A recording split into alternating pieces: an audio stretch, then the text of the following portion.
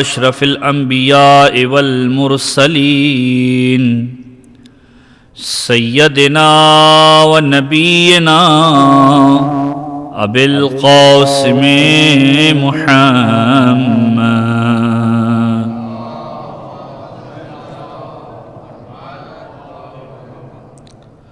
وعلى أهل بيته الطيبين الطاهرين المعصومين المظلومين دعائے سلامتی بسم الله الرحمن الرحيم اللهم كن لوليك الحجة ابن الحسن صلواتك عليه وعلى آبائه في هذه الساعة وفي كل ساعة وليا وحافظا وقائدا وناصرا ودليلا معينا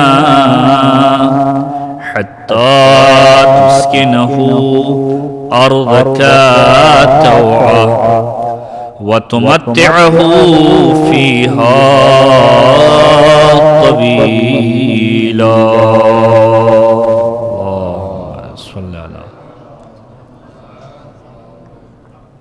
أما بعد فقد قال الله تعالى في كتابه الكريم والفرقانه المجيد بسم الله الرحمن الرحيم ووصينا الإنسان بوالديه إحسانا درود پڑھی محمد وآل محمد پر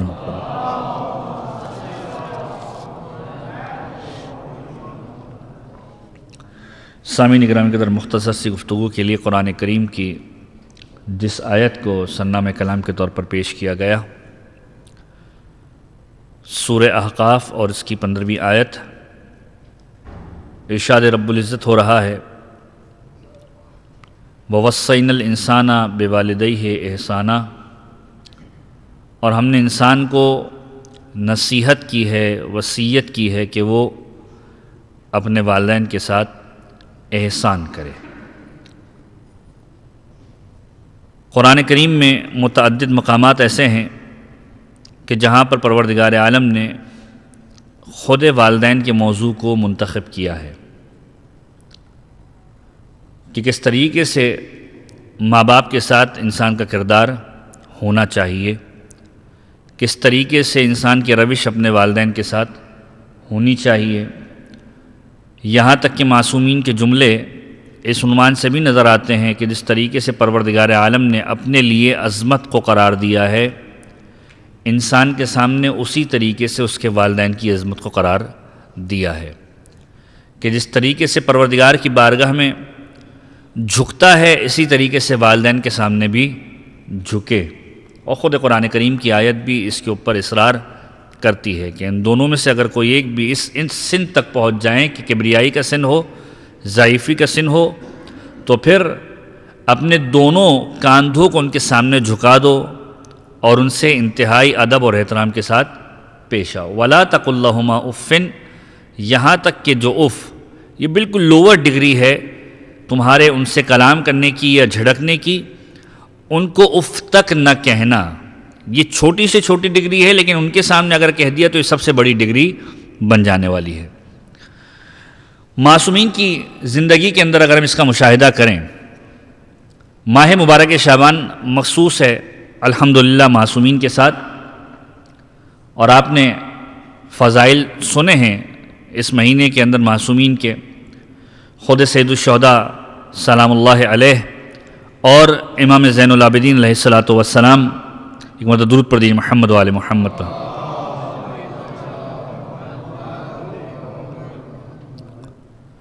کہ زندگی کے اندر بے شمار واقعات ایسے ہیں کہ جو خود انسانی زندگی کے نظام کی وضاحت کرتے ہیں۔ دین مبین اسلام وہ مذہب ہے، وہ دین ہے کہ جس نے انسان کے زندگی کے سارے گوشوں کے اعتبار سے ترتیب ہمیں واضح کر کے بتلائی ہے، تربیت ہمیں واضح کر کے بتلائی ہے، چاہے وہ انسان کی ابتدائی زندگی کا زمانہ ہو، چاہے وہ انسان کی اس زندگی کا حصہ ہو کہ جب وہ اس دنیا سے کوچ کرنے والا ہے، چاہے زندگی کا وہ حصہ ہو کہ جو درمیان میں وہ گزار رہا ہے۔ ہر طرح کے معیارات کو ہمیں بیان کر کے بتلایا کہ اسلام کس چیز کو پسند کرتا ہے۔ مثلا خود معصومین کی نگاہ کے اندر مومن کیسا ہونا چاہیے، یہ طریقہ کار معصومین نے بتلایا کہ مومن کی حیثیت کیا ہے۔ خود معصومین نے یہ بتلایا کہ ایک مومن کا کردار اعزہ و اقارب کے ساتھ کیسا ہونا چاہیے، یہ بھی بتلایا۔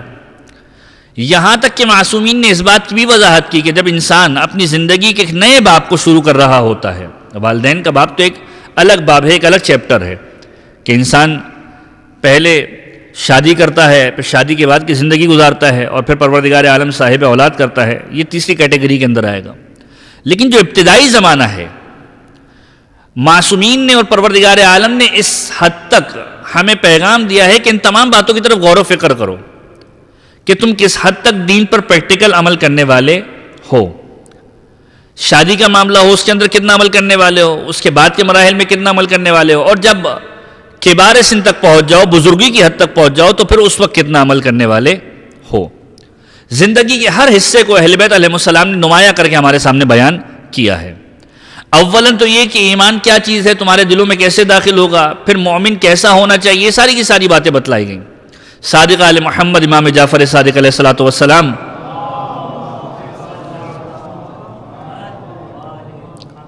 کی بارگاہ کے اندر ایک شخص آیا، بہت دور دراز کے علاقے سے ٹریول کر کے چھٹے امام کی خدمت میں پہنچا تھا، اور جب چھٹے امام کی خدمت میں پہنچا، چھٹے امام کی بارگاہ میں پہنچنے کے بعد مولا کی بارگاہ میں سلام عرض کیا۔ مولا نے جواب سلام دیا۔ جواب سلام دینے کے بعد مولا نے سوال کیا کہ کہاں سے آئے ہو؟ کہ مولا حجاز سے بہت دور ایک علاقہ ہے جہاں مومنین اور موالیان اہل بیت کی آبادی ہے، میں وہاں سے آیا ہوں۔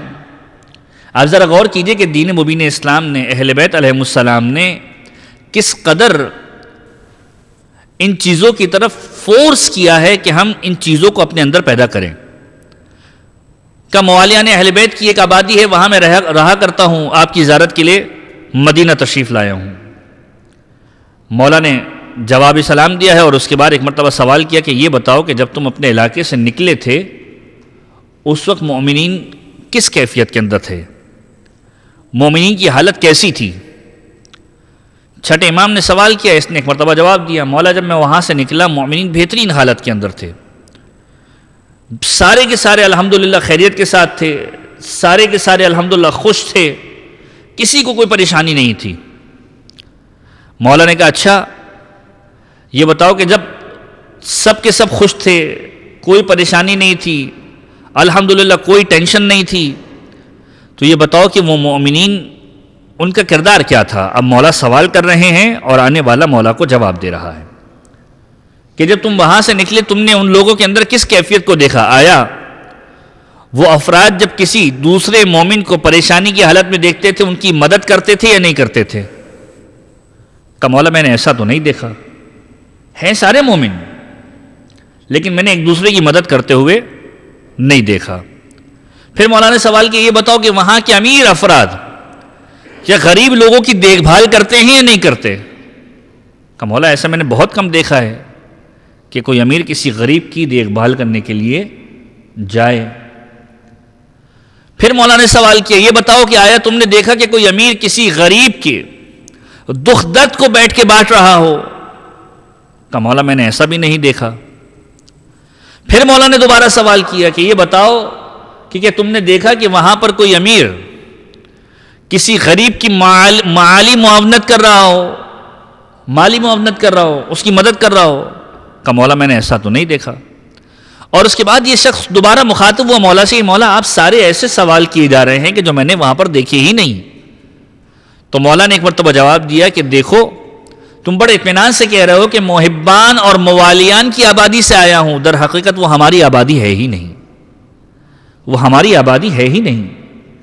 اگر ہمارا ماننے والا ہوتا، ہمارا چاہنے والا ہوتا تو امیر ہو یا غریب ہو فرق نہیں ہوتا، امیر غریب کو پوچھنے کے لیے جاتا، امیر غریب کے دکھ درد کو بانٹتا، امیر غریب کی دیکھ بھال کرتا. اور اس کے بعد دوبارہ مولا نے مثال دی کہ چلو یہ بتلا دو کہ آیا تمہارے، اب مولا نے تھوڑا سا موضوع تبدیل کر کے بات کی کہ چلو یہ بتلا دو کہ آیا جب تم وہاں سے سفر کر کے نکلے تھے تو کہ تمہارے علاقے کی کیفیت ایسی تھی کہ جو کہاوت میں کہا جاتا ہے، مولا سمجھا رہے ہیں کہ جو کہاوت میں کہا جاتا ہے کہ اگر دو افراد موجود ہوں، ایک کے پاس چادر موجود ہے اور ایک ایکسٹرا چادر موجود ہے، تو دوسرے کو وہ چادر، ایکسٹرا چادر خود آفر کر دیتا ہے. کہ تمہارے علاقے میں ایسا تھا کہ کوئی مومن جس کے پاس مال زیادہ موجود ہو وہ کسی غریب کو آفر کرتا ہو کہ تم یوز کرو؟ کہا مولا نہیں، ایسا نہیں ہے. کہ پھر ان کو مومن کہلانے کا بھی حق نہیں ہے، ان کو موالی کہلانے کا بھی حق نہیں ہے. ہمارا مومن وہ ہوگا کہ جس علاقے میں چلے جاؤ تم دیکھو گے کہ چاہے کس بھی کیٹیگری کا ماننے والا ہو، ایک دوسرے کے ساتھ تعلقات ایسے رکھے گا کہ جس سے اہل بیت علیہ السلام خوش ہوں گے. اور اس کے بعد معصوم نے 3 طرح کی کیٹیگریز اپنے ماننے والوں کی بتلائی کہ دیکھو ہمارے ماننے والوں کی 3 طرح کی کیٹیگریز ہیں. پہلی کیٹیگری وہ ہے کہ جس کے اندر ماننے والے ہمارے دوست بھی ہیں، ہمارے محب بھی ہیں، اور یہ بہترین قسم کا درجہ ہے کہ ہم سے محبت کا اظہار بھی کرتے ہیں اور ہماری ولایت کا دم بھی بھرتے ہیں. دوسری کیٹیگری یہ کیٹیگری ہے کہ جس کے اندر لوگ ظاہر میں ہماری ولایت کو نہیں دکھاتے، باطن کے اندر ولایت کو رکھتے ہیں، جو کہ آج کل کے مومنین کا اکثر و بیشتر مصداق ہیں کہ ظاہر کے اندر نہیں بتلائیں گے کہ اہل بیت کے ماننے والے ہیں، باطن کے اندر اہل بیت کی محبت رکھتے ہیں. تیسری کیٹیگری وہ ہے کہ جس کے اندر لوگ ظاہر کے اندر بھی محبت اہل بیت رکھتے ہیں اور باطن کے اندر بھی محبت اہل بیت رکھتے ہیں. اور ایک اور کیٹیگری کہ جس کے اندر لوگ ظاہر میں محبت اہل بیت رکھتے ہیں، باطن کے اندر محبت اہل بیت نہیں رکھتے ہیں. مولا نے کہا کہ جو ظاہر میں محبت اہل بیت رکھتے ہیں باطن میں نہیں رکھتے، یہ ہم میں سے ہے ہی نہیں. کیونکہ جب دل کے اندر محبت نہیں ہے تو اس ظاہر کی محبت اہل بیت کے کام آنے والی نہیں ہے. دوسری کیٹیگری کہ جو کیٹیگری ظاہر کے اندر محبت نہیں رکھتی، باطن کے اندر محبت رکھتی ہے، مولا کہتے ہیں کہ ان کے دل سیاہ ہو چکے ہیں. اب ذرا مثال دیکھیے کہ ظاہر کے اندر محبت نہیں رکھنا، جو آج کل کے سب مومنین کا معاملہ کہ ظاہر میں بیان نہیں کرنا، باطن میں رکھی ہوئی محبت. مولا کہتے ہیں باطن کی محبت انہوں نے چھپا کر رکھی ہوئی ہے، اگرچہ کہ مومن کے اعلانے کے مستحق ہے لیکن ان کا دل سیاہ ہو چکا ہے. اور پھر مولا نے عجیب مثال دی کہ اگر کبھی ان کے سامنے تلوار لائی جائے گی تو یہ باطن کی محبت بھی چلی جائے گی. اور پھر جو تیسری کیٹیگری ہے، مولا نے ان کو ایک لقب دیا کہ وہ افراد کے جو ظاہری اعتبار سے بھی محبت رکھتے ہیں، باطن کے اعتبار سے بھی محبت رکھتے ہیں. یہ وہ افراد ہیں کہ جنہوں نے ہمارے ناموں کے ذریعے سے خود کو زینت دی ہے، خود کو سجایا ہے. یعنی ظاہر میں بتلا رہے ہیں کہ ہم اہل بیت کے ماننے والے ہیں. مولا کہہ رہے ہیں یہ وہ افراد ہیں کہ جو ہمارے نام سے اپنے نام کو زینت دیتے ہیں. اور پھر مولا نے عجیب جملہ ارشاد فرمایا موالیان حیدر کرار کے لیے کہ یاد رکھو جو شخص ہمارے ناموں کے ذریعے سے خود اپنے لیے عزت کو منتخب کرتا ہے، ہم اس کے نام کو اپنے لیے زینت کا باعث قرار دے دیتے ہیں. جو ہمارے نام کو اپنے لیے باعث زینت بنائے کہ میں صادق آل محمد کا ماننے والا ہوں، میں حیدر کرار کا ماننے والا ہوں، میں حسین ابن علی کا ماننے والا ہوں، ہمارے لیے لازم ہے کہ ہم اس کے نام کو اپنے لیے باعث زینت قرار دیتے کہ یہ ہمارا ماننے والا ہے. تو دین مبین اسلام وہ ہے کہ جس نے ہر طرح کا سولوشن ہمارے سامنے بیان کیا ہے کہ مومن کیسا ہونا چاہیے، مومن کا کردار کیسا ہونا چاہیے. زندگی کے ابتدائی حصے سے لے کر آخری حصے تک کے سارے معاملات دین مبین اسلام نے بیان فرمائے ہیں کہ جب اہل بیت علیہ السلام کا ذکر ہوتا ہے، محبت اہل بیت آپ کے دل کے اندر جاگ جاتی ہے. معصوم کا عجیب جملہ ملتا ہے کہ جب تم اپنے دل کے اندر محبت اہل بیت کی ٹھنڈک کو محسوس کرو، اپنی والدہ کے لیے دعائے مغفرت کرو، اپنی والدہ کے لیے دعائے مغفرت کرو. صادق آل محمد امام جعفر صادق علیہ السلام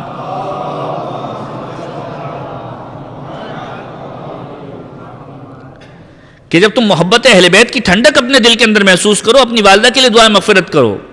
سوالی نے سوال کر لیا مولا کیا وجہ ہے؟ مولا نے ایک مرتبہ جملہ کہا کہ اپنی والدہ کے لیے اس لیے دعائیں مغفرت کرو کہ ہماری محبت کا تمہارے دلوں میں موجود ہونا اس بات کی علامت ہے کہ تمہاری والدہ نے تمہارے والد کے ساتھ کسی خیانت کو انجام نہیں دیا ہے. یہ پاکیزگی کی دلیل ہے. تمہارے دل میں اگر محبت اہل بیت موجود ہے اور ٹھنڈک محسوس کر رہے ہو اہل بیت کی، تو یاد رکھو کہ تمہاری والدین نے تمہاری صحیح طریقے سے پرورش کی ہے. اور یہ ان باتوں میں سے ایک بات ہے کہ جو سید سجاد علیہ السلام نے دربار یزید کے خطبے کے اندر بیان کی ہے، کہ جب اپنا تعارف کرایا ہے، دربار یزید کے اندر موجود ہیں، خطیب نے خطبہ دیا ہے، کچھ بلاغت کے نکات سید سجاد نے وہاں پر بیان کیے ہیں کہ جب دربار یزید کے اندر قافلہ پہنچا، دربار یزید میں قافلہ پہنچنے کے بعد عجیب مناظر دیکھنے میں آئے کہ اہل حرم کے قافلے کو ایک مقام پر کھڑا کر دیا گیا. حاکم وقت مخاطب ہوا اپنے خطیب سے کہ جاؤ ممبر پر جا کر ہمارے فضائل کو بیان کرو. نعوذ باللہ من ذالک، وہ کہ جو سراپا نجاست کا مرکز ہیں ان کے فضائل کی بات کی جا رہی کہ جاؤ ہمارے فضائل کو بیان کرو. اور جب فضائل کو اس نے بیان کرنا شروع کیا، فضائل ختم کر دیے جو بھی بیان کر سکتا تھا. ایک مرتبہ چوتھے امام مخاطب ہوئے کہ جب تو نے اس کو اجازت دی ہے تو مجھے بھی اجازت دے کہ میں جا کر خطابت کروں اور خطبہ دوں. ایک مرتبہ سوال کیا. اب ذرا بلاغت کے مناظر کو دیکھ لی، چوتھے امام نے کن کن چیزوں کو واضح کیا ہے، اور پھر چوتھے امام کی زندگی سے ایک رب دیتے ہوئے اپنے اصل موضوع کی جانب آؤں. کہ چوتھے امام سے ایک مرتبہ سوال کر رہا ہے کہ ماں اسمک، تمہارا نام کیا ہے؟ چوتھے امام نے مخاطب اور کہا انا علی ابن الحسین، کہ میں علی ابن الحسین ہوں. ایک مرتبہ جملہ کہا کہ قد قتل علی فی کربلا، ہم نے تو علی کو کربلا کے اندر قتل کر دیا. یہ حاکم وقت کہہ رہا ہے چوتھے امام سے کہ ہم نے تو علی کو کربلا کے میدان کے اندر قتل کر دیا. مولا نے کہا ھذا علی ثانی، یہ دوسرا علی تھا. کہ نہیں، ہم نے 2-3 علی کربلا کے اندر قتل کیے ہیں، کہ وہ سارے کے سارے علی میرے بابا کی اولاد ہیں. ایک مرتبہ سوال کیا کہ کیا وجہ ہے کہ تمہارے بابا نے ہر ایک کا نام علی رکھا ہے؟ آپ ذرا اس لطف اور بلاغت کے جملے کو محسوس کیجئے گا کہ چوتھے امام نے بتلایا کیا وجہ ہے کہ تمہارے بابا نے ہر ایک کا نام علی رکھا ہے. اور چوتھے امام کا جواب یہ ہے کہ اگر میرے بابا کی اور اولادیں ہوتی، میرے بابا کی اور اولادیں ہوتی تو ہر ایک کا نام علی رکھتے، کیونکہ جس کے والد کا شرف ایسا ہو کہ شریف ہو، جس کے والد کا نام ایسا ہو کہ اعزاز ہو، تو لوگ نام رکھنے میں قباحت محسوس نہیں کرتے. لوگ نام رکھنے میں قباحت محسوس نہیں کرتے. میرے بابا کی جتنی اولادیں ہوتی، جتنے بیٹے ہوتے، میرے بابا ان کا نام علی ہی رکھتے. یہ اہل بیت کا طریقہ ہے گفتگو کا.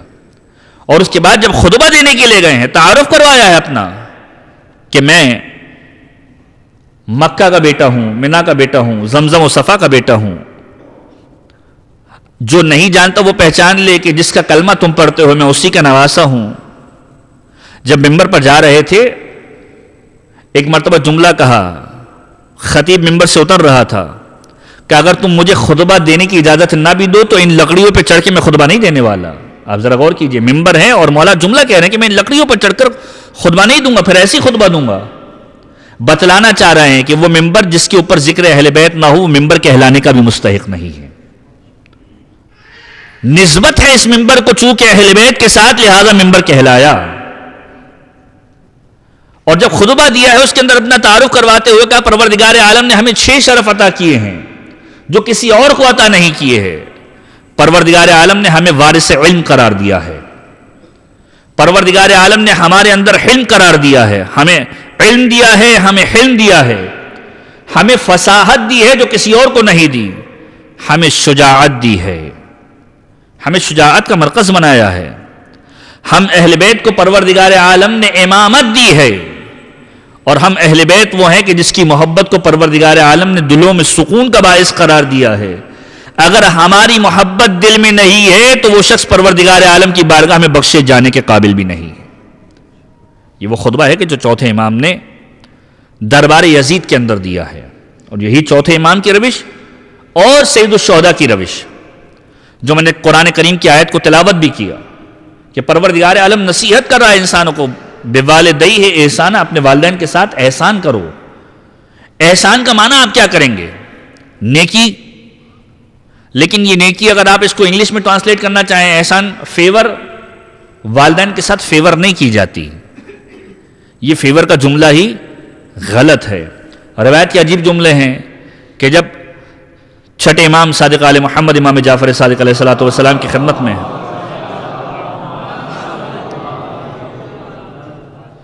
ایک شخص آیا اور ایک مرتبہ آنے کے بعد کہا کہ مولا میں اپنی والدہ کا خیال بھی رکھتا ہوں، ان کے خرچے کے لیے رقم بھی فراہم کر دیتا ہوں، اس کی ساری پریشانیوں کو دور کر دیتا ہوں، میں چونکہ باہر ہوتا ہوں لہذا اس کی ساری خواہشات کو میں پورا کر دیا کرتا ہوں.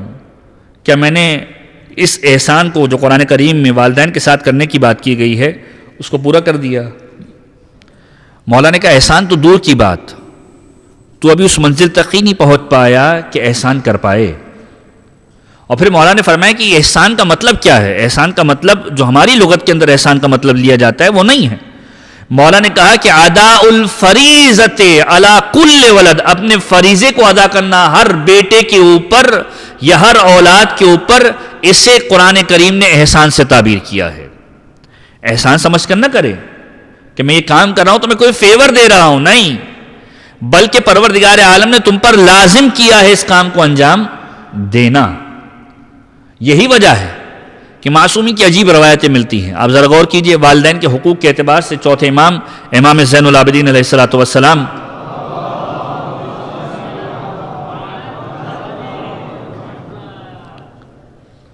بتلا رہے ہیں کہ والدین کی اہمیت کیا ہے، حقوق والدین کیا ہے. چوتھے امام کو جس خاتون نے پرورش کرایا ہے، پالا ہے، حالانکہ والدہ اس دنیا سے رخصت ہو گئی ہیں، روایت کے جملے 10 دن کے اندر اندر جناب شہربانو اس دنیا سے رخصت ہوئی ہیں، اور جس خاتون نے پالا ہے چوتھے امام، روایتوں کے جملے ہیں کہ ان کے ساتھ دسترخوان پر بیٹھا نہیں کرتے تھے. کیا وجہ تھی؟ کہ نعوذ باللہ من ذالک امامت کے رتبے پر فائز تھے اس لیے نہیں بیٹھتے تھے؟ نہیں. حالانکہ امامت کی روش یہ ہے کہ جب امام حسن اور امام حسین مدینہ منورہ میں مسجد النبوی سے تشریف لائے، شہزادی اس دنیا سے رخصت ہونے کے قریب ہے، وقت آخر چل رہا ہے، اسما بنت امیس نے دسترخوان بچھایا ہے، دونوں بچوں سے کہا ہے کہ بیٹھو اور کھانا کھا لو. امام حسن اور امام حسین یہ کہتے کہ تمہیں نہیں معلوم کہ جب تک ہم اپنی ماں کے ساتھ نہیں بیٹھ جاتے ہم کھانا نہیں کھاتے. لیکن یہ تینوں ہستیاں، چاہے شہزادی کونین ہو، چاہے امام حسن ہو، چاہے امام حسین ہو، تینوں ہستیاں امامت کی عصمت کی منزل پر فائز ہیں، معصومین ہیں، معصوم عن الخطا ہیں، انہیں معلوم ہے کہ کسی سے بھی کوئی خطا ہونے والی نہیں ہے. چوتھے امام جب پوچھا گیا کہ مولا کیا وجہ ہے کہ آپ اپنی اس ماں کے ساتھ کہ جس نے آپ کی پرورش کی ہے دسترخوان پر نہیں بیٹھتے؟ معصوم کا جملہ یہ ہے وہ غیر معصوم ہے. میں نہیں چاہتا کہ جس غذا کی جانب میرا ہاتھ جا رہا ہو اس کا ہاتھ بھی اس جانب آ رہا ہو اور میں اس کی بے توقیری یا بے عزتی کا سبب بن جاؤں. چوتھے امام کہتے ہیں مجھے برداشت نہیں ہے کہ میں یہ توہین اس کی کر دوں، حالانکہ وہ ماں نہیں ہے کہ جس کے بطن مطہر سے امام زین العابدین نے ولادت پائی ہے، لیکن یہ بتلا رہے ہیں کہ تمہاری پرورش کرنے والے کے لیے تمہارے اوپر کتنا حق ہو جاتا ہے. مولا بتلا رہے ہیں کہ میں دسترخوان پر اس لیے نہیں بیٹھتا کہ کہیں اس لقمے کی جانب میرا ہاتھ نہ چلا جائے کہ جس لقمے کی جانب میری ماں کا ہاتھ جانے والا ہے، یہ اس کی بے توقیری ہوگی، یہ اس کی توہین ہوگی کہ میں اس جانب نگاہ کروں کہ جس جانب اس کی نگاہ جا رہی ہے. تو قرآن کریم اور اہل بیت علیہ السلام نے زندگی کا پورا فلسفہ سمجھایا ہے، والدین کے اعتبار سے، بچوں کے اعتبار سے، جب زندگی کی ابتدا کر رہے ہیں تب کے اعتبار سے فلسفہ سمجھایا کہ اگر شادی کر رہے ہو تو تمہارے ذہن میں کیا ہونا چاہیے. معصوم کا جملہ ملتا ہے، معصوم فرماتے ہیں کہ جو شخص ازدواج کسی عورت سے اس لیے کرتا ہے اس کے جمال کو دیکھ کے، اس کی خوبصورتی کو دیکھ کے، اس کے مال کو دیکھ کے، پروردگار عالم نہ جمال دیتا ہے نہ مال دیتا ہے. کرائیٹیریاز بتائے اہل بیت علیہ السلام نے کہ جو خوبصورتی کو دیکھ کے کر رہا ہے، جو مال و دولت کو دیکھ کے کر رہا ہے شادی، پروردگار کی بارگاہ میں پسندیدہ نہیں ہے. نہ پروردگار مال دینے والا ہے نہ جمال دینے والا ہے. لیکن اگر اس کے دین کو دیکھتے ہوئے شادی کی، پروردگار عالم جمال بھی دے دیا کرتا ہے، مال بھی دے دیا کرتا ہے. یہ خداوند عالم کا وعدہ ہے. قرآن کریم میں پروردگار عالم یہی تو ارشاد فرما رہا ہے کہ وہ جو غیر شادی شدہ ہے ان کی شادیاں کراؤ. جب تم شادی کراؤ گے تو یہ خود غنی ہونے کا سبب ہے. ان یکونوا فقراء یغنہم اللہ من فضلہ، اگر فقیر ہوں گے پروردگار غنی کر دے گا. واللہ واسع علیم، پروردگار بڑی وسعت والا ہے، بڑا علم رکھنے والا ہے. اور پھر باقاعدہ طور پر کرائٹیریاز بتائے کہ کفو ڈھونڈو، ایک دوسرے کے برابر ڈھونڈو. اب چاہے اسٹیٹس وائز اس کو دیکھو، لیکن دین کے اندر برابری کا معیار کیا ہے؟ جب معصوم سے پوچھا گیا برابری کا معیار کیا ہے، کہا برابری کا معیار تقویٰ کے علاوہ کچھ بھی نہیں ہے. دیکھو کہ دین کس قدر ہے اس کے پاس، اس برابری کی بنیاد کو دیکھتے ہوئے رشتے کو جوڑو. اور جب برابری کی بنیاد پر رشتے کو جوڑو گے تو پھر اولاد بھی ایسی آئے گی کہ جو تمہارے قابل ہوگی. اور کائنات کے اندر اگر کفو کی مثال لینی ہے، برابری کی مثال لینی ہے، تو ایک جملہ پیغمبر ختمی مرتبہ احمد مصطفیٰ محمد مصطفیٰ صلی اللہ علیہ وآلہ وسلم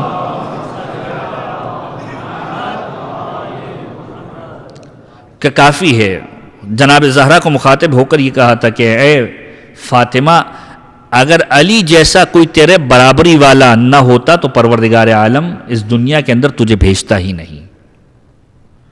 علی جیسا تھا تبھی پروردگار نے تجھے خلق کیا.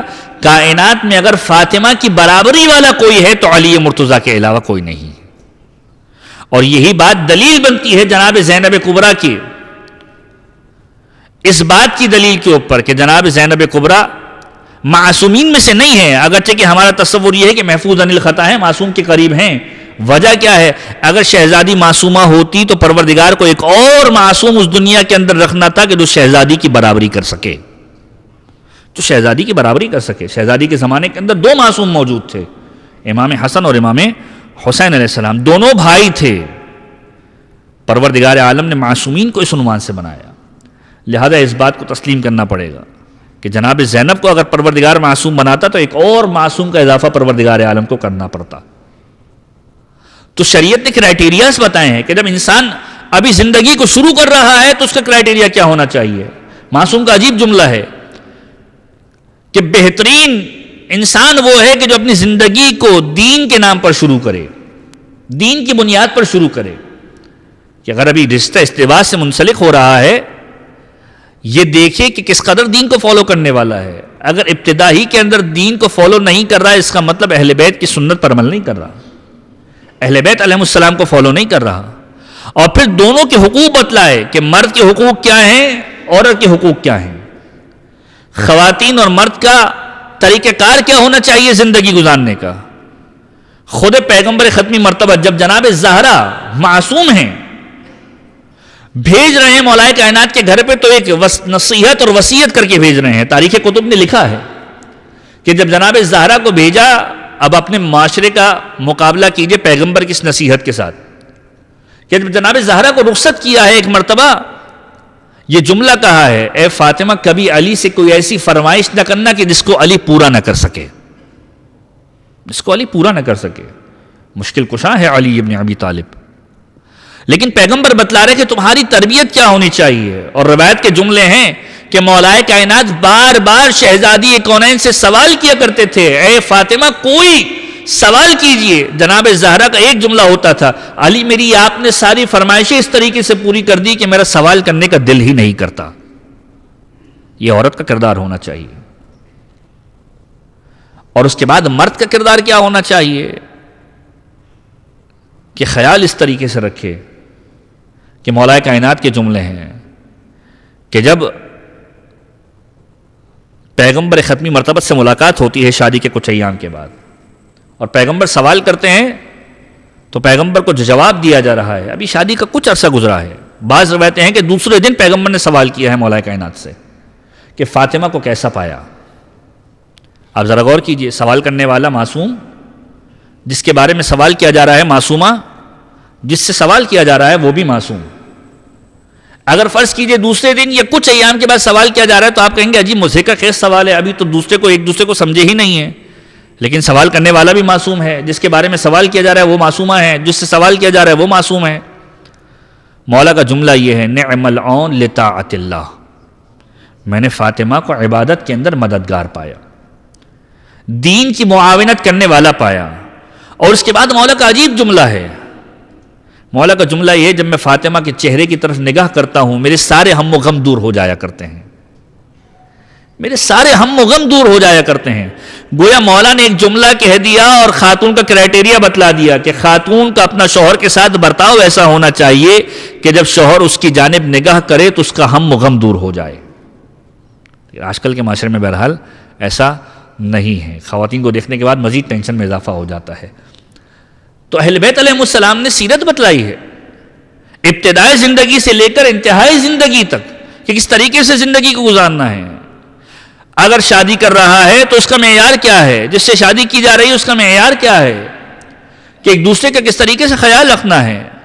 معصوم کا جملہ یہ ہے کہ جب کوئی خاتون اپنے گھر کے اندر اپنے اہل و عیال, فقط شوہر کی بات نہیں, اپنے پورے گھرانے کو سنبھالتی ہے. عجیب جملہ ہے معصوم کا کہ پروردگار عالم اس کے لیے جہنم کے دروازوں کو بند کر دیا کرتا ہے, جنت کے دروازوں کو کھول دیا کرتا ہے. یہ پروردگار عالم نے طریقہ بتلایا ہے, اہل بیت نے سلیقہ سکھلایا ہے کہ زندگی کس طریقے سے گزاری جائے. اور جب زندگی کے اس مرحلے پر پہنچو کہ پروردگار عالم تمہیں صاحب اولاد کرے تو اس کی صحیح تربیت کرو. تربیت کا طریقہ بتلایا کہ جب اولاد آ رہی ہے ان کا نام بہترین ناموں میں سے ایک نام دو, جیسا کہ میں نے پہلے بھی عرض کیا کہ کنیت رکھو اور ان کو ناموں سے ملقب کرو, اہل بیت کے ناموں سے منسوب نام انہیں دو, اور پھر تربیت کی جائے کس طریقے سے. طریقہ اہل بیت نے سکھلایا ہے کہ دین کے علم سے آراستہ کرو, دین سے قریب کرو, اور اگر مثال ڈھونڈنی ہے تو دور نہ جاؤ, اہل بیت کے گھرانے کی جانب آ جاؤ.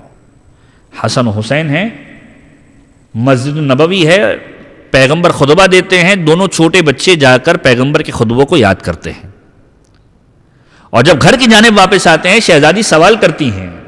ذمہ داری بتلائی ہے کہ بچوں کو اگر کہیں بھیج رہے ہو تو معلوم تو کرو کہ کہاں بھیج رہے ہو, سیکھ کر کیا آ رہے ہیں. سوال کرتی شہزادی کہ آج نانا کے خطبے میں کیا سن کر آئے ہو, اور بچے بتلاتے ہیں. یہ بچوں کی ہی تربیت کا اثر ہے کہ اگر علی گھر کے اندر تشریف لاتے ہیں بچوں کی زبان میں لکنت آ جاتی ہے, اور مادر گرامی سے سوال کرتے ہیں ہمیں ایسا لگتا ہے کہ ہمارا بابا یہاں پر موجود ہے, کوئی بزرگ ہم سے وہاں پر موجود ہے. گویا مولا اس میں بھی پیغام دے رہے ہیں کہ جب بزرگ موجود ہو تو چھوٹے زبان نہیں چلایا کرتے, چھوٹے باتیں نہیں کیا کرتے. یہ اخلاق اہل بیت ہے, آداب اہل بیت ہیں. اور اس کے بعد یہ بھی بتلایا کہ پرورش کس طریقے سے ہونی چاہیے, کہ تم اپنی طرف سے کوئی کمی نہ چھوڑو, جو سکھلا سکتے ہو بہترین طریقے سے سکھلاؤ. سید الشہداء کا زمانہ ہے. روایت کے جملے ہیں کہ ایک طالب علم سید الشہداء کی بارگاہ میں آ رہا ہے, خود سید سجاد موجود ہے. روایت کے جملے کہ ایک استاد آ کر الحمد کی تعلیم دے رہا ہے.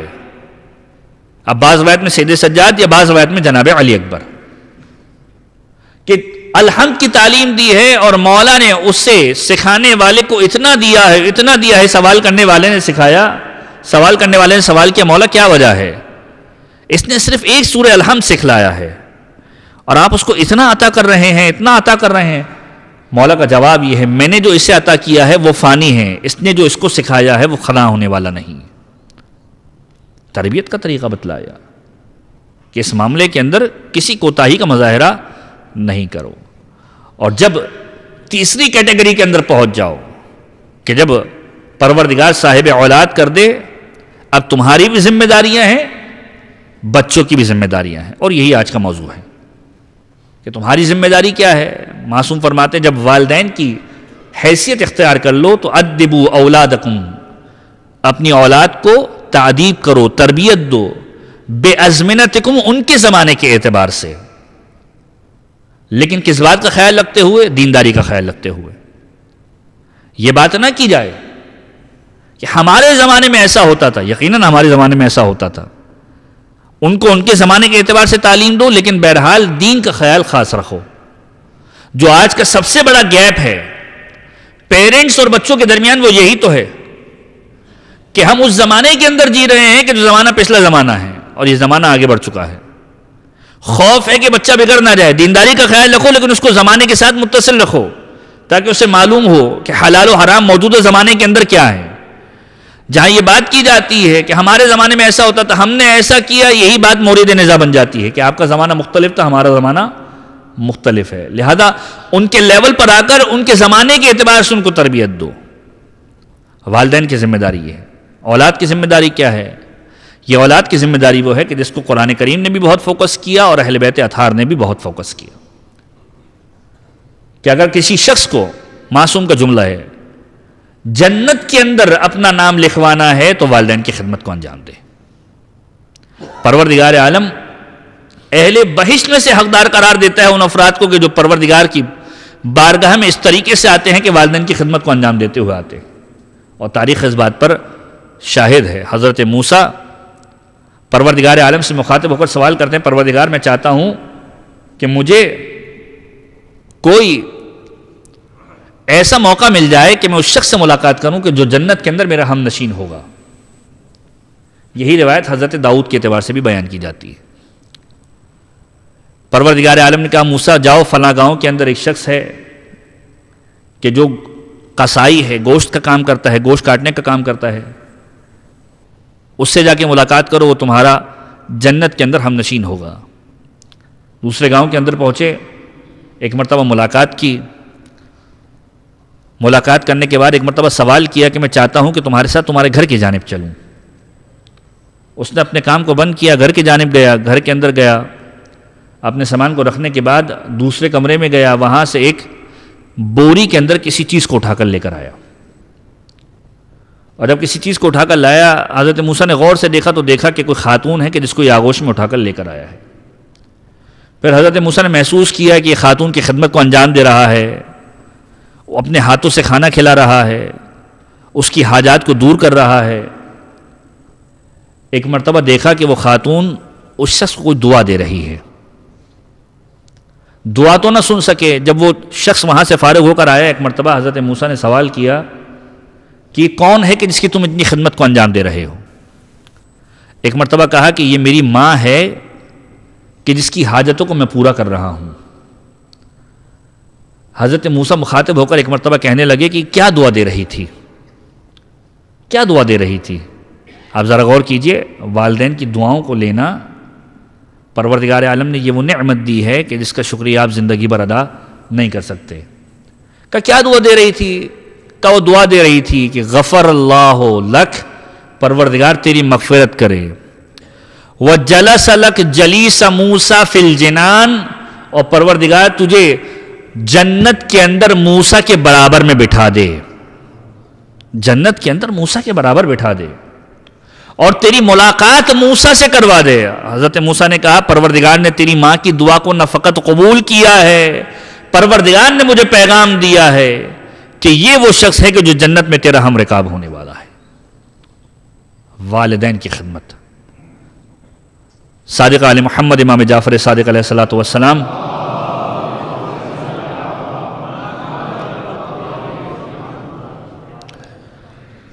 عجیب جملہ ارشاد فرماتے ہیں کہ ایک شخص نے آ کر سوال کیا، مولا میں اپنے والدین کی خدمت کو انجام دیتا ہوں، کیا میں نے اپنی ذمہ داری کو انجام دے دیا؟ مولا نے کہا اگر تو بہترین طریقے سے بھی اپنے والدین کی ضرورتوں کو پورا کر دے، پھر بھی والدین اور تیرے درمیان ایک فرق رہنے والا ہے۔ اور وہ فرق کیا رہنے والا ہے؟ کا فرق یہ رہنے والا ہے کہ جب تو اپنے والدین کی خدمت کو انجام دیتا ہے تو بھی دعا کرتا ہے، جب وہ بچپنے کے اندر تیری خدمت کیا کرتے تھے وہ بھی دعا کرتے تھے، لیکن تیری دعا کے اندر اور ان کی دعا کے اندر ایک واضح ترین فرق ہے۔ کہ مولا کیا فرق ہے؟ کا فرق یہ ہے کہ جب تو دعا کرتا ہے تو اگرچہ کہ ان کی خدمت کو انجام دے رہا ہے، لیکن اس کے باوجود تیری دعا یہ ہے پروردگار ان کی مشکلوں کو آسان کر دے۔ مطلب کیا ہے کہ پروردگار جس پریشانی کے اندر، بڑھاپے کی کیفیت کے اندر ہے، پروردگار بڑھاپے سے نجات دے دے، یعنی اپنی بارگاہ کے اندر بلا لے، ان کی مصیبتوں کو دور کر دے۔ جب وہ دعا کرتے تھے تو بیمار بھی ہوا کرتا تھا، دعا یہ ہوتی تھی پروردگار تو اس کو طول عمر کے ساتھ حیاتی دے دے، تو طول عمر کے ساتھ ان کو حیاتی دے دے۔ تیری اور والدین کی دعا میں فرق یہ ہے، تو دعا کر رہا ہے لیکن ان کے جانے کی دعا کر رہا ہے، وہ پروردگار سے تجھے مانگنے کی دعا کر رہے ہیں، معصوم بتلا رہے ہیں۔ ختمی مرتبت کا عجیب جملہ، ماہ مبارک رمضان اب کچھ گفتگو انشاءاللہ اس قیام کے اندر باقی ہے، جو آخری گفتگو انشاءاللہ 26 یا 27 جون کو یہاں پر ہوگی ماہ مبارک رمضان کے عنوان سے. اسی اعتبار سے ایک روایت کا جملہ کہ ختمی مرتبت ممبر کے اوپر قدم رکھ رہے ہیں، 3 سیڑھیوں کے اوپر قدم رکھا ہے ختمی مرتبت نے، اور ہر مرتبہ ایک مرتبہ کہا ہے آمین. سوال کرنے والوں نے سوال کیا کیا وجہ ہے پیغمبر آپ ہر ممبر کی سیڑھی پر قدم رکھتے ہوئے اور آمین کہتے تھے؟ کہا میں نے دیکھا روح الامین آئے تھے اور مجھے پیغام دیا، اے پیغمبر اگر کوئی شخص اس دنیا کے اندر اپنے والدین کو پالے اور اپنے والدین کے ذریعے سے اپنے آپ کو نہ بخشوا سکے، پروردگار کی بارگاہ میں ایسا شخص جہنمی ہے، لعنت کے لائق ہے. زندگی کے اندر اپنے والدین کو پالے اور اپنے آپ کو نہ بخشوا سکے، ایسا شخص لعنت کا مستحق ہے، پروردگار کی بارگاہ میں اس کے لیے ہلاکت ہے. کہ والدین زندگی کے اندر موجود ہیں اور وہ اس کے ذریعے سے اپنی بخشش کا سامان نہ کر سکے. اور روایت کے عجیب جملے ملتے ہیں کہ جب مولا کائنات کا وقت آخر آیا، ازبق بن نباتہ مولا کے ایک صحابی ہیں، روایت کے جملے ہیں کہ حسن مجتبیٰ گھر کے دروازے پر موجود تھے، ازبق کو آتے ہوئے دیکھا. آخری دن کہ جس دن مولا کے سر کے اوپر زرد پٹی کو اس پٹی کو باندھا گیا تھا کہ جس کا رنگ زرد ہو چکا تھا. روایت کے جملے ہیں ازبق نے جب مولا کے چہرے اقدس کی زیارت کی تو ایک مرتبہ کہا کہ مجھے سمجھ میں نہیں آتا کہ آیا یہ رنگ زیادہ گہرا ہے یا یہ پٹی زیادہ گہری ہے. میرا مولا اس قدر لاغر ہو چکا تھا. کہ مولا کی زیارت کے لیے پہنچا، مولا سے کہا مولا مجھے کچھ نصیحت فرما دیجئے. مولا نے کہا ازبق آج سن لو، آج کے بعد نہ سن سکو گے. کہ ازبق یاد رکھو، پروردگار کی اطاعت کرنا، والدین کی نافرمانی نہ کرنا، مزدور کو اس کی اجرت دے دینا. یاد رکھو جو شخص والدین کی اطاعت نہ کرے، مزدور کو اس کی اجرت وقت پہ نہ دے، ایسا شخص پیغمبر کی قول کے مطابق جہنمی ہے. اور اس کے بعد جب ازبق نے ان باتوں کو سنا، جانا چاہتے تھے، مولا نے ہاتھ پکڑ کر دوبارہ قریب بلایا اور یہ جملہ کہا کہ ازبق اور سن کے جاؤ، جب پیغمبر کا وقت آخر تھا پیغمبر نے مجھے بلا کر یہ نصیحت کی تھی، والدین کی نافرمانی نہ کرنا، مزدور کو اس کی اجرت وقت پہ دے دینا، پروردگار کی اطاعت کرنا، نماز کو اول وقت میں انجام دینا. اور پھر جملہ کہا کہ جو پیغمبر نے کہا ہے قُلْ لَا أَسْأَلُكُمْ، قرآن کریم کی آیت ہے کہ قُلْ لَا أَسْأَلُكُمْ أَجْرًا عَلَيْهِ إِلَّا الْمَوَدَّةَ فِي الْقُرْبَى، کہ تم سے کسی چیز کا سوال نہیں ہو رہا، محبت اہل بیت کا سوال ہو رہا ہے. یاد رکھو جو پیغمبر نے کہا ہے والدین کی نافرمانی کرنا، والدین کی نافرمانی نہ کرنا، پیغمبر نے فرمایا کہ میں اور علی امت کے باپ ہیں، ہماری نافرمانی بھی نہ کرنا، ہماری نافرمانی نہ کرنا. جو والدین اپنے والدین ہیں وہ تو والدین ہیں ہی، لیکن جو پیغمبر ختمی مرتبت کی ذات ہے، مولا کائنات کی ذات ہے، کہا انا وعلی ابوئے ہذہ الامہ، میں اور علی اس امت کے روحانی باپ ہیں. کیسے ممکن ہے کہ روحانی باپ کو ہم ناراض کر کے جنت کا سرٹیفکیٹ لے لیں؟ ممکن نہیں. اور یہ طریقہ اہل بیت نے ہمیں سکھلایا ہے کہ والدین کی خدمت کس طریقے سے ہونی چاہیے. یہ اہل بیت کا درس سکھلاتا ہے کہ والدین کو کس طریقے سے معصومین نے باقاعدہ طور پر بتلایا ہے کہ ان کی خدمت کی جائے.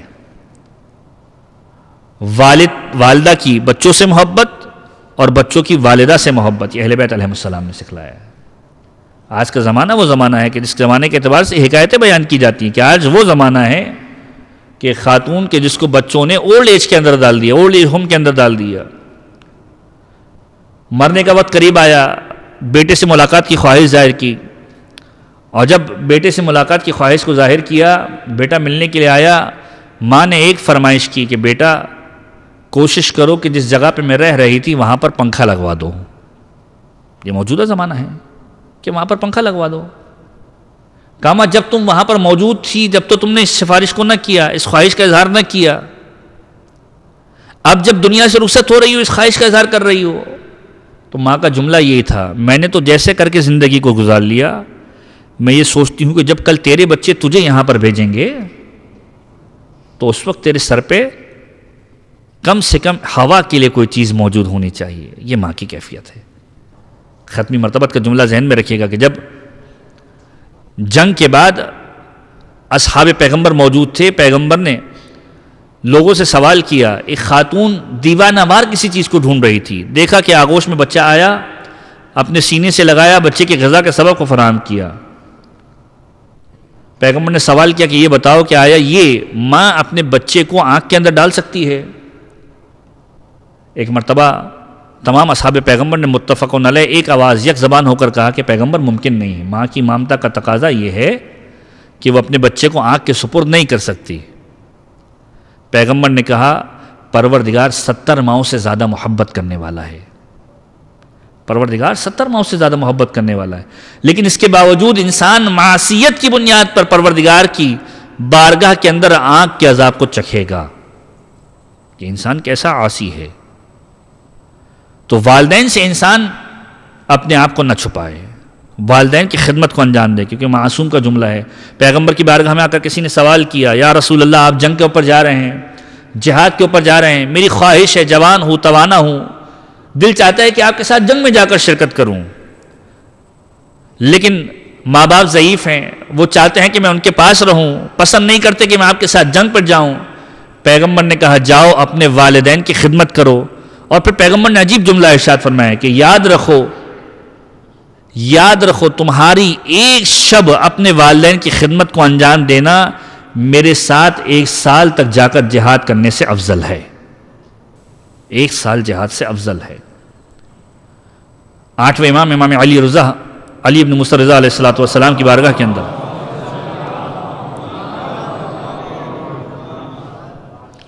ایک شخص آیا کہ مولا میں دین مبین اسلام کو قبول کر چکا ہوں, والدین نصرانی ہیں, آیا میں ان کے ساتھ غذا کھاؤں یا نہ کھاؤں؟ مولا نے ایک سوال کیا کہ یہ بتاؤ کہ وہ خنزیر کا گوشت کھاتے ہیں؟ کہا نہیں, اسے چھوتے تک بھی نہیں. کہا شراب پیتے ہیں؟ کہا نہیں, شراب نہیں پیتے.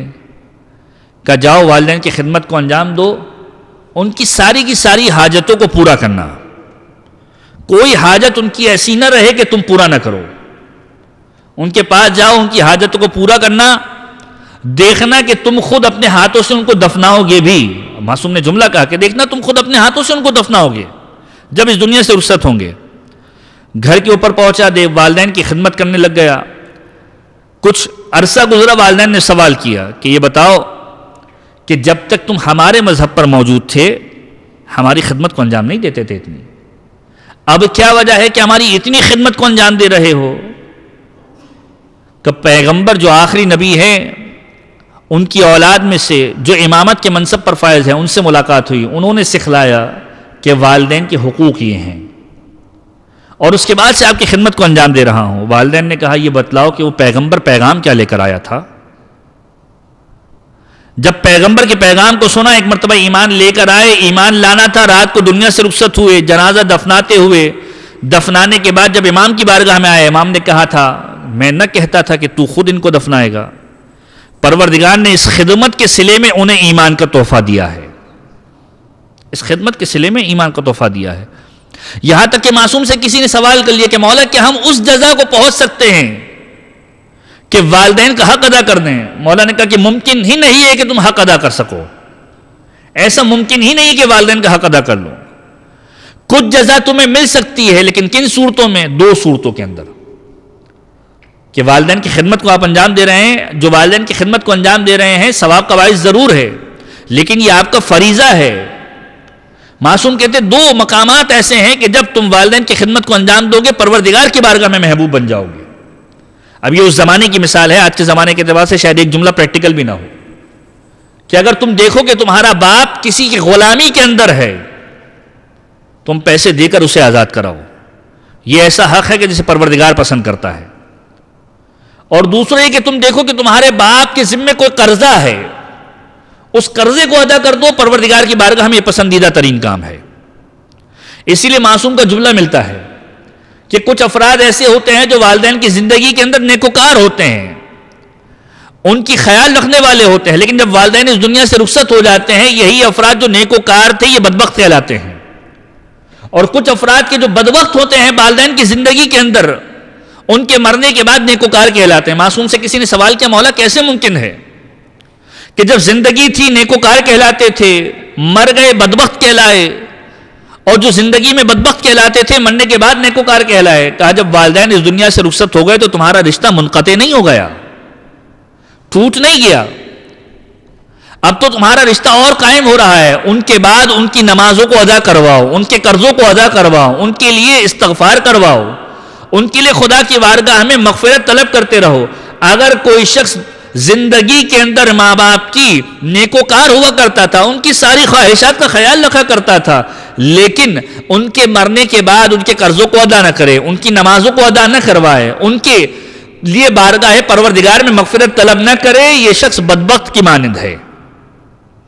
کہ زندگی میں نیکوکار تھا, بعد میں بدبخت کہلایا. لیکن وہ شخص جو زندگی میں خیال نہ رکھتا تھا, پروردگار عالم نے اسے کمپنسیشن کا ایک اور موقع دے دیا ہے کہ والدین کے قرضوں کو ادا کرو, نمازوں کو ادا کرواؤ, ان کے لیے مغفرت کی دعا کرو. یہ وہ کام ہے کہ جو پروردگار کی بارگاہ میں تمہیں نیکوکار کہلانے کا باعث قرار دیں گے. اور پھر پیغمبر کی حدیث کا عجیب جملہ کہ تین چیزیں ایسی ہیں کہ جن کا پروردگار عالم دنیا کے اندر حساب لے لیا کرتا ہے. کون سی چیز؟ البغی علی الناس, لوگوں پر ظلم کرنا. کوئی انسان اگر کسی شخص پر ظلم کرے, پروردگار عالم زندگی کے اندر اس کا حساب لے لیا کرتا ہے. دوسری چیز قطع الرحم, جو لوگوں سے رشتہ داری کو توڑے, صلہ رحم نہ کرے, پروردگار عالم زندگی کے اندر اس کی عمر کو کم کر دیا کرتا ہے. تیسری چیز, جو زندگی کے اندر عاق والدین کہلائے, پروردگار عالم اس کی سزا دینے میں آخرت کا انتظار نہیں کرتا, دنیا کے اندر دے دیا کرتا ہے. اور یہ ایسی چیز ہے کہ پروردگار عالم اس معاملے کے اندر کسی رعایت سے کام نہیں لیتا.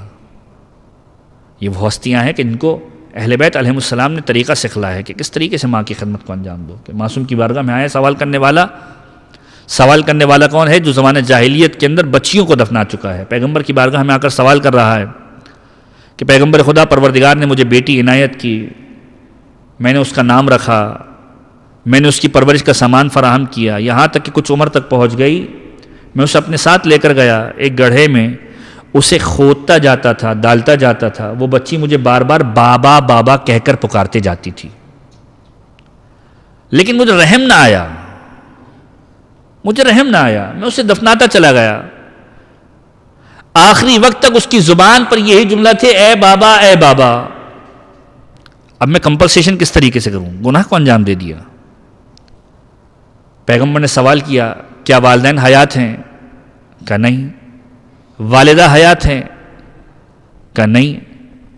کہا خالہ حیات ہے؟ کہا خالہ حیات ہے. کہا جاؤ اپنی خالہ کی خدمت کرو, پروردگار وہی ثواب دے گا جو ماں کی خدمت کا ثواب ہے. اگرچہ کہ ایسا گناہ ہے کہ جو معاف ہونے والا نہیں ہے, لیکن پروردگار عالم کمپنسیشن کا موقع دے رہا ہے. ماں کی خدمت وہ ہے کہ ماں کو دستے سوال بلند نہ کرنا پڑے. انسان اگر آج کچھ دے رہا ہے تو اس بات سے یہ محسوس نہ کرے کہ میری ذمہ داری پوری ہو گئی ہے. معصوم کا جملہ ہے, جب کسی شخص نے آ کر معصوم سے سوال کیا کہ میں ماں کی خدمت کرتا ہوں, اس کی حاجتوں کو پورا کرتا ہوں, ماں نے کہا تو نے اس ایک رات کے ایک لہجے کی تکلیف کو بھی ابھی دور نہیں کیا جو ماں نے تیرے لیے سہی تھی. اور اگر محبت دیکھنی ہے تو اہل بیت علیہ السلام کی بارگاہ میں آئیے. امام حسین اور جناب زہرا کی محبت عجیب محبت ہے کہ راوی لکھتا ہے کہ ایران کا ایک شخص بیماری کے عالم میں تھا. جیسے کہ میں نے عرض بھی کیا امام حسین کی ولادت کی محفل کے اندر کہ امام حسین کے ذریعے سے توسل کریں پروردگار کی بارگاہ میں. اگر کوئی سفارش نہ بھی ہو, امام حسین کا واسطہ خدا کی بارگاہ میں اتنا بڑا واسطہ ہے کہ پروردگار شفا دینے والا ہے. ایک شخص بیمار تھا, کرمان کا رہنے والا, بیماری کے عالم میں اس قدر بیمار ہوا کہ اب لا علاج ہو گیا. تہران لے جایا گیا, اصفہان لے جایا گیا, ہر مقام سے اس کو یہی جواب ملا کہ اب زندگی کے آخری ایام ہیں, انہیں سکون کے ساتھ گزار لو. ماں تکلیف کے اندر روتی ہے اور روتے جاتے ہوئے بیٹے کی شفا کے لیے دعا مانگتی ہے. جب ہر طرف سے پریشان ہو گئی, ایک مرتبہ مولا حسین کو یاد کیا, اور مولا حسین کو یاد کرنے کے بعد جو آنسو مولا حسین کے غم میں بہائے, اس رومال کو ان آنسوؤں سے تر کر کے بیٹے کے زخموں پہ ملنا شروع کیا اور مولا سے فریاد کی کہ مولا اگر اس کی زندگی اسی طریقے سے لکھی ہے تو یہ زندگی اس سے واپس لے لے، اور اگر زندگی تو نے نہیں لکھی ہے تو مولا اس کی پریشانی کو دور فرما، زندگی لکھی ہے تو اے حسین تیری بارگاہ میں سوال کر رہی ہوں، ان آنسوؤں کا واسطہ اس کو صحت و سلامتی دے دے۔ وہی بات کہ ہماری دعا اور والدین کی دعا میں فرق کیا ہے، وہ زندگی مانگتے ہیں، ہم تکالیف سے نجات مانگتے ہیں ان کے لیے۔ تاریخ لکھتی ہے کہ شخص جب جس رات اس کی ماں نے دعا مانگی، محرم سے کچھ ایام قبل سویا رات کو عجیب منظر دیکھا کہ سید الشہداء اس کے پاس کھڑے ہوئے ہیں، اور سید الشہداء نے ایک مرتبہ کہا کہ کھڑے ہو۔ کہ مولا میں کھڑا نہیں ہو سکتا، تکلیف میں ہوں، جسم ساتھ نہیں دے رہا، اس پریشانی کو کیسے دور کروں؟ کہ بس ایک جملہ کہو، یا حسین کہو اور کھڑے ہو جاؤ۔ اس شخص نے یا حسین کہا، نام حسین کی برکت تھی، کھڑا ہو گیا۔ اس شخص نے بھی خدا کی بارگاہ میں دعا کی تھی، پروردگار اگر میں صحت یاب ہو گیا تو 10 دن حسین کے نام پر نیاز کروں گا۔ اب ذرا غور کیجئے، اہل بیت علیہ السلام پر جو خرچ کیا جاتا ہے، یہ نہ سمجھیں کہ چلا گیا، در حقیقت جمع ہو گیا، در حقیقت جمع ہو گیا، صحت یاب ہو گیا۔ اب دیکھا کہ امام حسین اس کو تاکید کر رہے ہیں کہ دیکھو جو تم نے خدا کی بارگاہ میں وعدہ کیا تھا کہ جب تک زندہ رہو گے میرے نام پر 10 دن تک نظر تقسیم کرو گے، اس نظر کو فراموش نہ کر دینا، بلکہ میں تم سے یہ کہتا ہوں کہ ان 10 دنوں کے اندر 8 دنوں کا اور اضافہ کر لو۔ اور وہ کیوں اضافہ کر لو؟ کہ یاد رکھو اہل بیت میں جو کم سن ترین ہستی ہے وہ میری ماں فاطمہ زہرا ہے، 18 برس کا سن پایا ہے۔ اور پھر مولا نے عجیب بات کہی ہے اس سے، علماء عرفان والے لکھتے ہیں کہ مولا نے عجیب بات کی ہے کہ تم نے 10 دن کی نیت کی تھی، تم 10 دن کا شامل کرو، 8 دن کا شامل کرنا میری ذمہ داری ہے۔ اور جب یہ بات اس سے کہی، نظر کا اہتمام کیا ہے، پہلے دن ہر ایک کو کھانا کھلانا چاہتا ہے، نیاز سے پہلے دروازے پر دق الباب ہوا ہے، اس علاقے کا جو بہترین شخص تھا، صاحب ثروت شخص تھا، آ کر کچھ چاول دے کر گیا، کہا یہ وہ حق ہے جو زہرا کا حق ہے، یہ وہ حق ہے جو زہرا کا حق ہے، تم نیاز کرو۔ نیاز کو آرگنائز کیا، نیاز کو انجام دینے کے بعد اس نے عجیب منظر دیکھا ہے کہ جب رات کو سویا ہے، دوسرے دن کی صبح نمودار ہوئی ہے، دیکھا کہ آقا ابا عبداللہ الحسین تشریف لائے ہیں، اس کو اٹھاتے ہیں اور کہتے ہیں کہ آج نیاز نہیں کرنی ہے۔ کہ مولا بس اٹھتا ہوں، اٹھ کر اہتمام کروں گا۔ اس نے عجیب منظر دیکھا کہ وہ حسین کے جو کائنات کے بادشاہ ہیں اس عزا خانے کے اندر صفائی کر رہے ہیں۔ اللہ اکبر، عزا خانے کے اندر صفائی کر رہے ہیں۔ ایک مرتبہ اس نے سوال کیا کہ مولا میں یہ کام انجام دینے والا ہوں، آپ کیوں انجام دے رہے ہیں؟ مولا کا جواب یہ ہے کہ جس محفل کے اندر میری ماں آتی ہے اس مقام پر میں خود آ کر صفائی کرتا ہوں۔ یہ محبت ہے ماں کے ساتھ۔ امام حسین کو جناب شہزادی کونین کا واسطہ دے کر التجا کرتے ہیں، پروردگارا جتنی بھی باتیں ہم نے کی ہیں یقینی طور پر اہل بیت اطہار سے ہم نے اس کو حاصل کیا ہے، پروردگار اس کے باوجود ہم اپنے والدین کے حق کو ادا نہیں کر سکے۔ پروردگارا تیری بارگاہ کے اندر حسین مظلوم اور جناب زہرا کا واسطہ لے کر حاضر ہو رہے ہیں، پروردگارا ہمیں اپنے والدین کی کما حق کہو ان کی خدمت کرنے کی توفیق عطا فرما۔ پروردگارا ہمارے گناہان کبیرہ و صغیرہ کی مغفرت فرما، ہمارے والدین کے گناہان کبیرہ و صغیرہ کی مغفرت فرما، ہمارے مرحومین کی گناہان کبیرہ و صغیرہ کی مغفرت فرما۔ پروردگارا تیری بارگاہ کے اندر حاجتوں کو لے کر آئے ہیں، ذکر حسین جس محفل کے اندر ہوتا ہے اجابت کی محفل ہوتی ہے، پروردگارا امام حسین کے ذکر کے صدقے میں جو مومن جو حاجت لے کر آئے ان کی تمام پریشانیوں کو دور فرما۔ پروردگارا ہم ناقص ہیں، ہماری عبادتیں ناقص ہیں، تو کامل ہے، تیری قدرت کامل ہے، اپنی قدرت کاملہ کے ذریعے سے ہماری عبادت ناقصہ کو اپنی بارگاہ میں مقبول و منظور فرما۔ پروردگارہ ظلم و ظالم سے تنگ آ چکے ہیں، انتقام کرب و بلا لینے کے لیے اپنی آخر حجت امام عصر بالزماں کے ظہور میں تعجیل فرما، ہمیں ان کے اعوان و انصار میں شمار فرما۔ ربنا تقبل منا انک انت السمیع العلیم وتب علینا بحق محمد وآلہ الطاہرین۔ سورہ فاتحہ سے پہلے اس اعلان کو بھی سماعت فرما لیں، چونکہ ماہ مبارک شعبان ہے، اہل بیت علیہم السلام کی ولادتوں کا مہینہ ہے، لہذا اسی عنوان سے 2 شعراء یا منقبت خواہ حضرات یہاں پر نذرانہ عقیدت پیش کریں گے، لہذا یہاں تشریف رکھیے گا۔ 1 مرتبہ سورہ الحمد اور 3 مرتبہ سورہ اخلاص حاضرین اور بانیان کے تمام مرحومین کے لیے۔ بسم اللہ الرحمن الرحیم، الحمدللہ رب العالمین الرحمن الرحیم مالک یوم الدین، ایاک نعبد و ایاک نستعین، اہدنا الصراط المستقیم صراط الذین انعمت علیہم غیر المغضوب علیہم ولا الضالین۔ بسم اللہ الرحمن الرحیم، قل هو اللہ احد اللہ الصمد لم یلد ولم یولد ولم یکن له کفوا احد۔ بسم اللہ الرحمن الرحیم، قل هو اللہ احد اللہ الصمد لم یلد ولم یولد ولم یکن له کفوا احد۔ بسم اللہ الرحمن الرحیم، قل هو اللہ احد اللہ الصمد لم یلد ولم یولد ولم یکن له کفوا احد۔ اللہم اغفر للمؤمنین والمؤمنات والمسلمین والمسلمات الاحیاء منهم والاموات، تابع بیننا وبینہم بالخیرات انک مجیب الدعوات انک علی کل شیء قدیر برحمتک یا ارحم الراحمین۔ صلوات علی محمد وآل محمد۔